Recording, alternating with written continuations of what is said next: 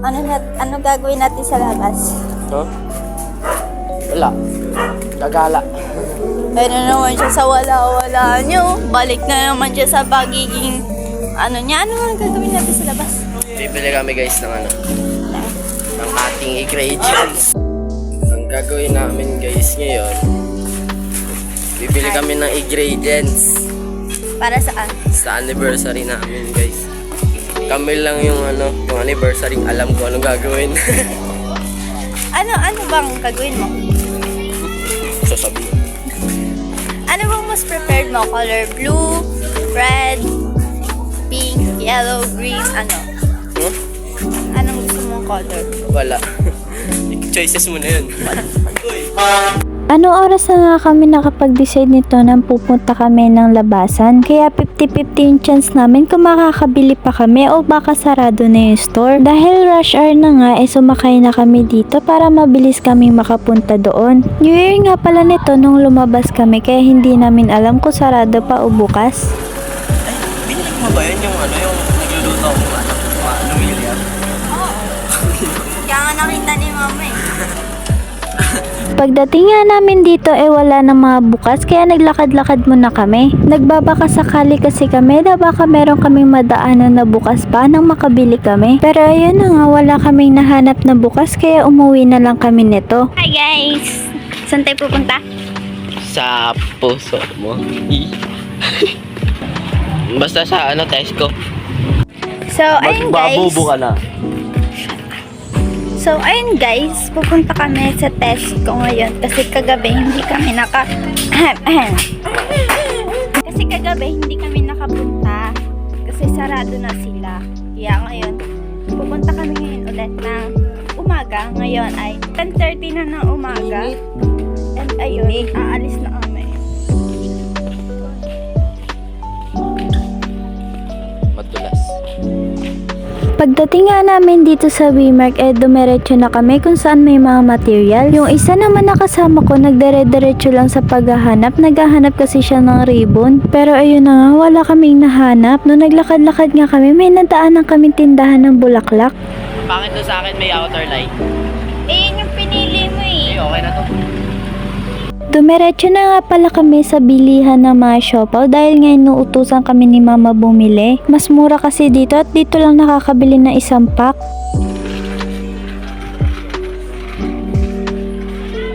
Wala dito ba?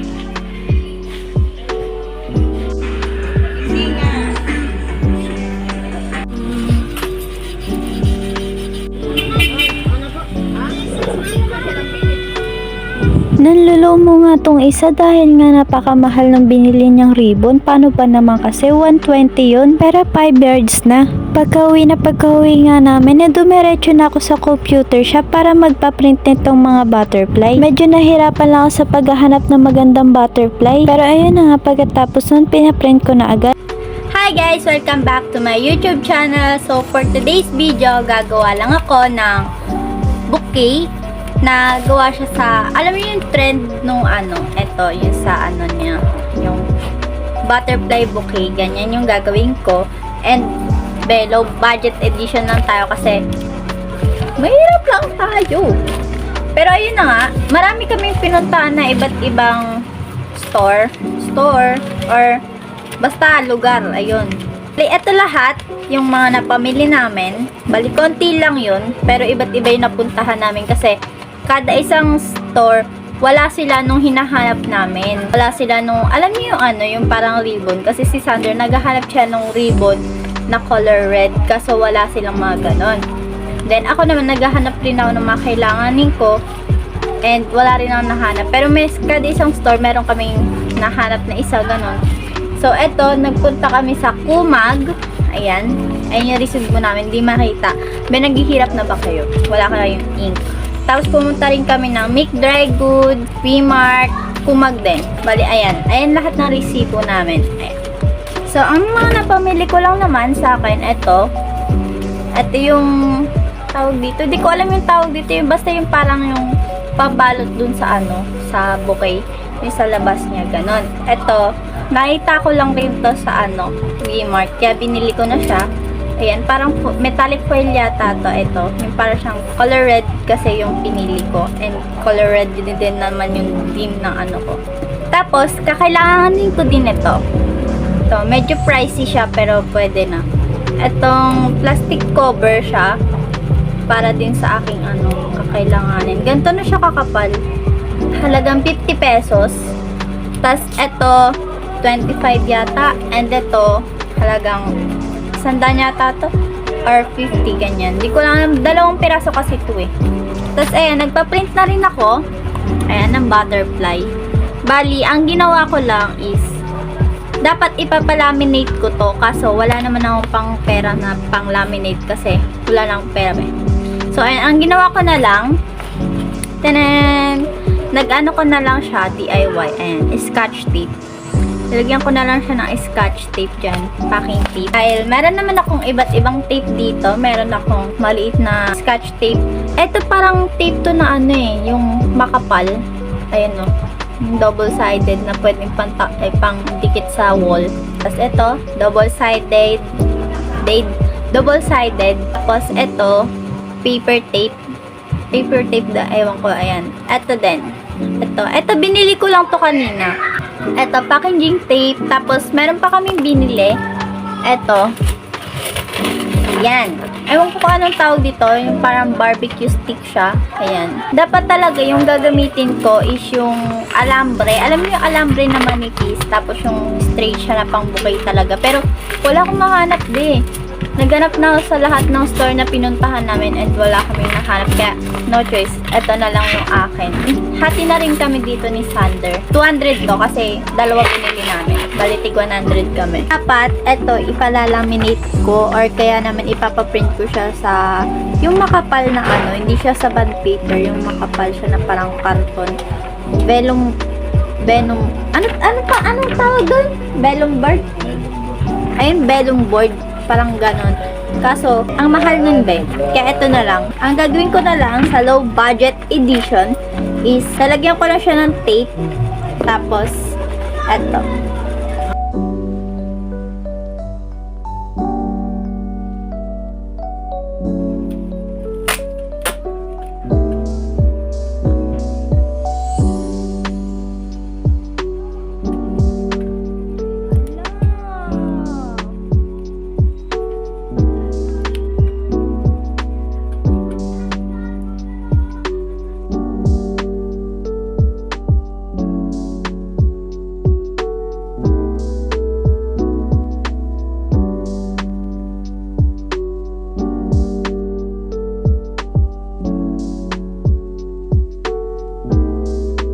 Hi guys! So, ito na nga. Natapos ko na ang tatlo.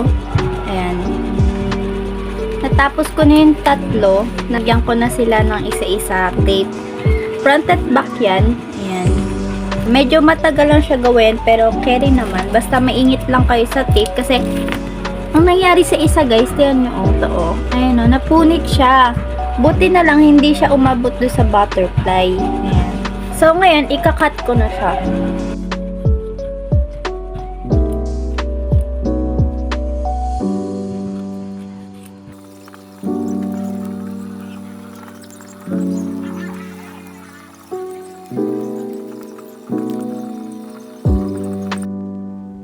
Hindi ba ako magsasalita or magsasalita? Kala ko ba yung voice over mo? Tinatamad siya guys. Ito, magkatabi lang kami guys. Yung cellphone niya. Ito cellphone niya. Basta ako may gagawin ako. Hindi mo nga pinakita yung mga ingredients. No, ID ko. Ang aking ID. Pangit ko dyan. Lock natin. ID ko. Tapos ito, ribbon. Alam niyo na kung saan papunta to. Kasiwa si brother. Yan lang kayo makakita ng regalo na pagkatabi ko.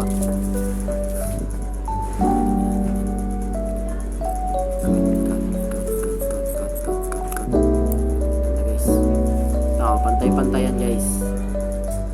Magagawa kayo ng ganito, kailangan, kunyari, mga dalawang ikot. Eto na guys, lahat nung nakat ko. Bali yung eto, may nakat na akong ganto. Tapos yung dalawa pang bond paper is kinat ko na siya ng ganto. Ayan, yung mga parang box na yan para hindi na ako mahirapan. Ayan na siya. A few moments later.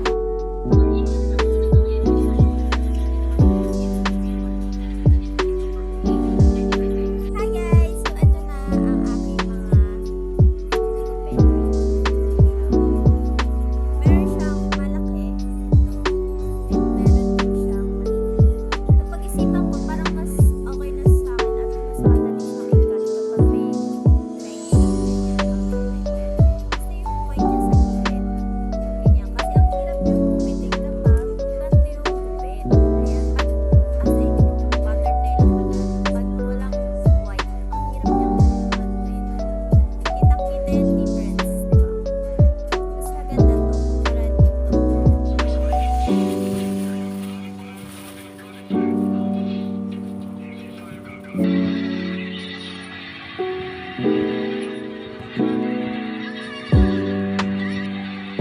Wala ko ba ginawa dito sa amin lahat? Tarat! Eto na guys. Hala! Natanggal yung isa.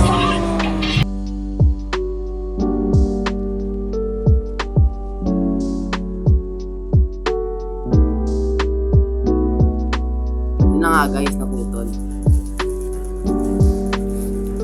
Speed up tayo guys, speed up.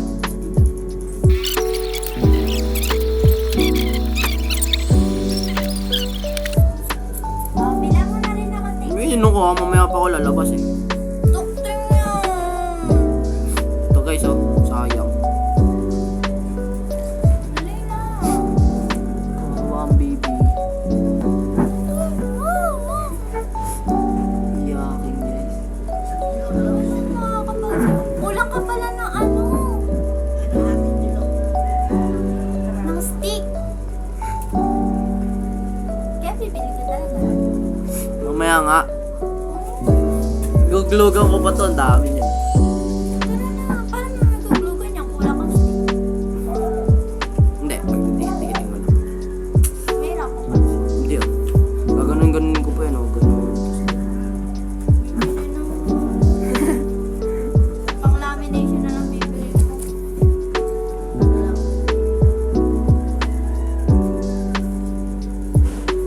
Ay, tangin. Dahil na, bibili mo na tayo. Tara na, bibili mo na. Tanat, tanat, tanat, tayo.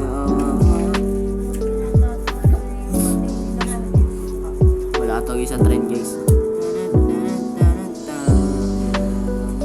Ay, ganun pala eh. Wala sa trend guys. Ulit.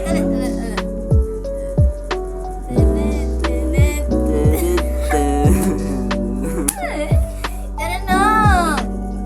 Panak eh. Tara na. Nananakit. Tara na. Aroy. Bye-bye guys. Hi guys, so ito na. Shut up.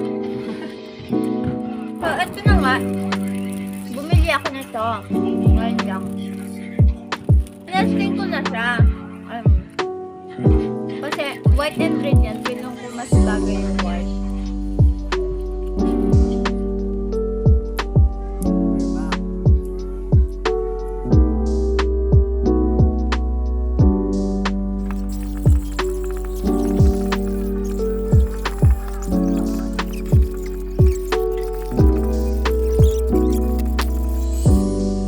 Hi guys, natapos ko na yung lahat ng ito. Natapos ko na to lagyan lahat ng mga parang ganito. Yung binili ko nga ganito. Ayan. Tapos ko na siya lagyan ng mga beads. Parang pearl na beads siya pero parang hindi. Basta ayun, parang bulak-bulak yung style niya. Wala kasi ako mahanap ng parang pearl na bilog-bilog. Kasi naubusan na. So, ito na lang yung mga pinili ko. Ito na lang kasi available sa kanila. Bumagay naman siya. Ayan. Ganyan yung itsura niya, guys. Naman, ang gagawin naman natin is lalagyan ko naman na siya ng plastic dito sa baba. Kasi may plastic yun eh. And ayan na siya, guys. Hindi ko pa alam kung magkano. Hindi ko pa alam kung ilan to lahat, pero mamaya bibilangin ko din kung ilang piraso to. Marami siya. Ay, eto na, nakapagupit na ako nito na box siya. Eto. Box siya, ayan. Eto siya. Medyo mahirap siya i-cut, hindi ko siya medyo ma-perfect size ng square. Hindi siya ma-perfect square kasi ang hirap niya, naka-fold siya, tapos ayun o, bumibilog siya ulit. Then, ayun, hindi siya masyadong square, pero okay na yan. May nagawa na pala ako ito. Taran! Medyo napapangitan ako, pero trust the process.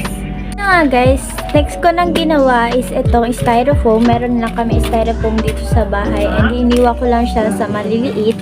Ayan, parang maliit na cube lang siya para sa pagtutuhugan natin ng mga butterflies.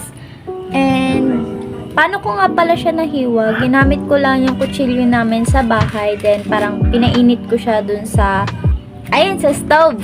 Ayun, pinainit ko yung kutsilyo sa stove, tapos hiniwa ko siya, tapos madali lang siya na-cut. Kasi look, tiyan nyo, ayun o. Maayos yung pagkakakat niya.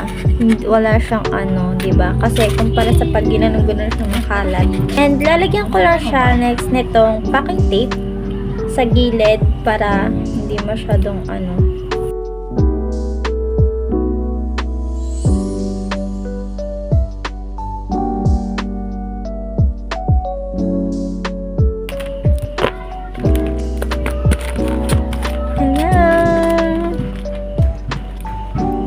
ganyan na itsura niya, guys.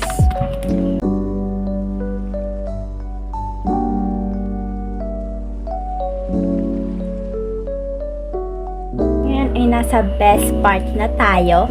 Ito na ang aking nagawa sa malaki na pangreregalo ko. Tapos, ito naman yung mini na ginawa ko for me. Siyempre, birthday ko bukas. Kailangan ko rin ng regalo ko sa sarili. Nainggit kasi ako, nagagandaan ako dito. And, di ba? At ang reward ko sa akin sarili. Ayan yung difference niya, guys. Di ba? Mas malaki pa kumpara dito. Next, ang gagawin ko naman is dito na ako magsisimula. Metallic foil lang to. Naisipan ko lang siya itugtong. Parang gagawin ko rin siyang pang cover. So, ayan. Magsa-search muna ako ng paano siya i-cut, ganun. Para mailagay ko na rin doon. And ipapakita ko na lang sa inyo yung final look niya. Kasi hindi ko na mabibidyoan yung buong detalye. Kasi, ate, lobot na ako. So, ayan. See ya!